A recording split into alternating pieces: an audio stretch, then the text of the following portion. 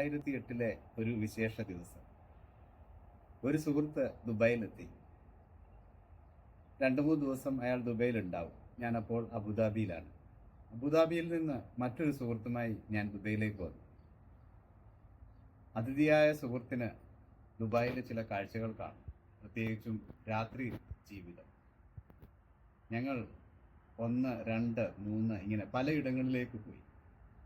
ഞാനും ആദ്യമായി കാണുന്ന ചില ഇടങ്ങളായിരുന്നു ദുബായിലെ. അത് ആ ഇടങ്ങൾ കണ്ട് ഏകദേശം 2:30 മണിയോടുകൂടി അബുദാബിയിലേക്ക് മടങ്ങി. അബുദാബിയിലെത്തിയ ആ രാത്രി എനിക്ക് ഒരു കവിത എഴുതണമെന്ന് തോന്നി.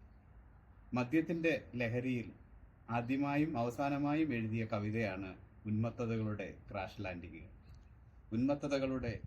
ലാൻഡിങ്ങുകൾ. പെണ്ണൊഴുക്കിന്റെ ഈ ചരിവ് നുരയുന്ന സ്ഫടികത്തുഴയൂന്നി ലഹരി ആഴങ്ങളിലേക്ക് അടിവെച്ച് വിശക്കുന്ന കൺചലനങ്ങളുടെ കടിഞ്ഞാൻ മുറിച്ച് സ്വയം മറന്ന് ആൺകൂട്ടം. എരിത്രിയയുടെ ഭൂപടം മിഴിയോരപ്പരപ്പിലൂടെ ഇങ്ങേ ചെരുവിലേക്ക്. ഏത് വെള്ളപ്പൊക്കത്തിന്റെ തിരുശേഷിപ്പാണ് അരക്കെട്ടിൻ ഈ ഒതുക്കം? അബോധത്താളുകളിൽ പരതുന്നു കൈകൾ. കൈക്കണ്ടയുടെ നിറസാമ്യതകളിലെ കറുത്ത തേനെ, ഹണി എന്ന നിന്റെ പേര് പോൽ മധുരമേ, മൊറോക്കോയിൽ കാടുണ്ട്. നീ ഏത് കാട്ടിൽ ഏതു മരപ്പൊത്തിൽ ഒളിച്ചിരുന്നിത്ര നാൾ?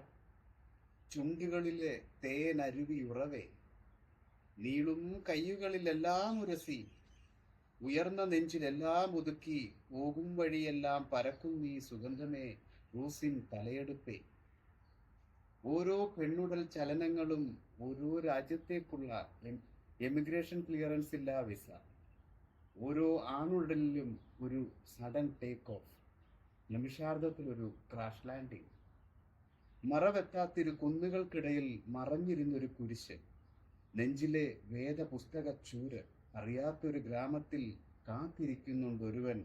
യൂസഫ്, രാജു, നീ എനിക്ക് സഹോദരൻ.